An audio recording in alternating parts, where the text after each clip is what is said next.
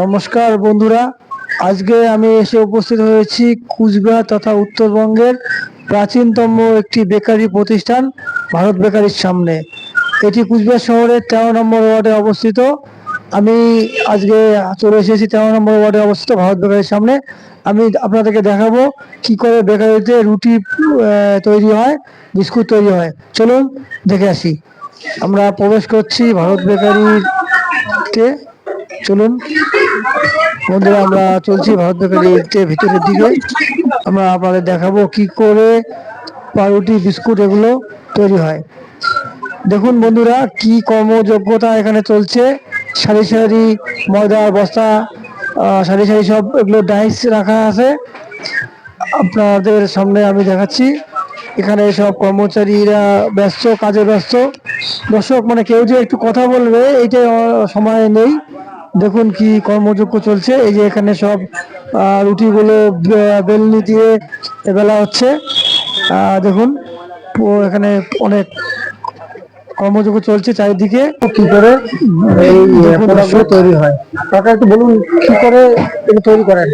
এই তো আমরা মন দ্বারা 8 কেজি করে চিনি দেই, 500 লবণ দেই, ইট দেই 3 কেজি 1.5 কেজি, তারপরে বেকিং পাউডার দেই, ক্যালসিয়াম দেই, অ্যাসিড দেই, তারপরে সাকারিং দেই, দিয়ে আমরা তৈরি করি। আচ্ছা, একটু কি করে করেন একটু দেখান ধাপগুলো। এই যে এখানে যে কাজ হচ্ছে, এই ধাপগুলো কি হচ্ছে এখানে? এখানে বর্তমান টোস্ট হচ্ছে। আচ্ছা বন্ধুরা, এরপরে উনি আমাদেরকে দেখাচ্ছে মিক্সচার মেশিনে কি করে মিক্সচার করতে হয়।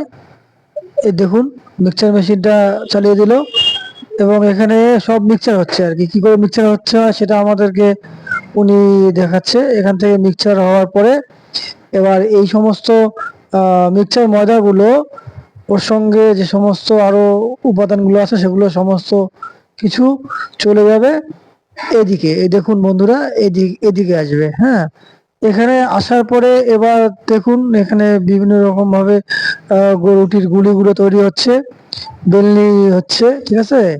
এগুলো দেখাচ্ছে কি করে কি করতে হয়। এরপরে এগুলো যাবে এই ডাইস মেশিনে। ডাইস মেশিনটা দেখুন, এই ডাইস মেশিনে যাওয়ার পরে ডাইস মেশিনের এই যে ঢাকনাটা আছে, এই ঢাকনা যে আছে, এই দেখুন এই ঢাকনা নিয়ে আসলো। এই ঢাকনা দিয়ে এগুলো আপনার ডাইস হবে। এই ডাইস হওয়ার পরে এরপরে যে ব্যাপারটা হচ্ছে, সেই ডাইস গুলো, সেই রুটিগুলো যাবে হচ্ছে গিয়ে একটা ভাটি চেম্বার। এটাকে বলা হচ্ছে ভাটি চেম্বার। এই দেখুন এই উনি আমাদেরকে দেখাচ্ছে কি করে ভাটি চেম্বারে তৈরি হয় বেকারি রুটিগুলো। এই দেখুন ভাটি চেম্বারে সব সারি সারি রাখা আছে, এগুলো সব রাখা হবে।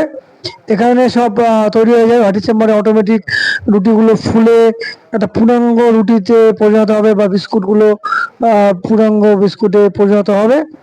এগুলো দেখুন। এরপরে বন্ধুরা দেখুন, তারপরে চলে যাবে এখান থেকে। উনি যে কাকা আমাদেরকে যেটা বলছে যে এখান থেকে চলে যাচ্ছে হচ্ছে গিয়ে আপনার প্যাকেজিং এর জন্য আর কি। প্যাকেজিং এর জন্য কোথায় যাচ্ছে দেখুন। এবার প্যাকেজিং হচ্ছে, এই যে প্যাকেজিং এ যে হচ্ছে প্যাকেজিং। হ্যাঁ, এই প্যাকেজিং হচ্ছে। প্যাকেজিং গুলো হাতে হাতে হয়।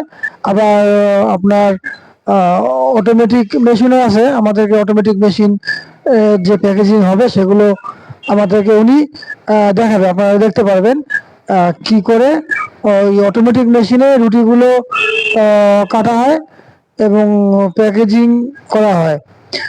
চলুন দেখবেন। দেখে চলুন দেখি কি করে অটোমেটিক মেশিনে রুটিগুলো কাটা হয়, প্যাকেজিং করা হয়। এই দেখুন এই মেশিনের কাছে নিয়ে গেল। এটা হচ্ছে কি অটোমেটিক কাটিং মেশিন, রুটি কাটিং মেশিন। এখানে এই রুটিগুলো দিলে অটোমেটিক রুটিগুলো দেবে, সারি সারি রুটিগুলো দিচ্ছে। অটোমেটিক রুটিগুলো স্লাইস হয়ে এই রুটিগুলো দেখুন এখানে বেরিয়ে আসতেছে। হ্যাঁ, এইভাবে এই রুটিগুলো কাটিং করা হচ্ছে। তো বন্ধুরা দেখুন, উনি বলছে এই রুটিটা একটা পুরাঙ্গ রুটি কি করে কাটিং করা হয়। এবার চলুন দেখে আসি। দেখুন বন্ধুরা, সব সারি সারি সব কর্মযোগ্য।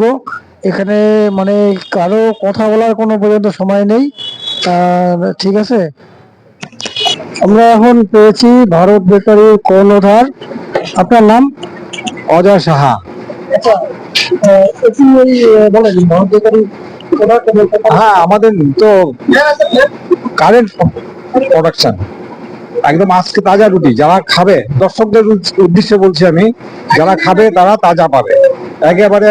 আমাদের পৃথিবীর চারদিকে হকার ছড়ানো আছে, প্রতিটা দোকানে দোকানে দিচ্ছে। বাইরের রুটি যেগুলো আসে বহুজাত সংস্থা, তাদের তো পুরনো রুটি, কিন্তু আমাদের রুটি একেবারে তাজা। আজকে তো প্রোডাকশন হচ্ছে, আজকে মার্কেট চলে যাচ্ছে। খেয়েও স্বাদ পাবে এবং খেতেও চাবে। আমি চাবো দর্শকদের উদ্দেশ্যে বলছি যে তারা লোকাল রুটি খান। লোকাল রুটি অনেক স্বাদ বেশি, প্রিজারভেটিভ কম থাকে, লাস্টিং কম হবে। ওদের রুটি 10 দিন, আমাদের 7 দিন, কিন্তু আমাদেরটা অতি আধুনিক পদ্ধতিতে তৈরি। তো বন্ধুরা, কি করে রুটি তৈরি হয়, বিস্কুট তৈরি হয়, এগুলো আপনাদের সামনে আমি দেখালাম। তো আপনারা যারা ধৈর্য দিয়ে ভিডিওটি দেখলেন, তাদের কাছে একটি অনুরোধ, আপনারা আমার চ্যানেলটি ফলো করবেন, সাবস্ক্রাইব করবেন এবং লাইক করবেন।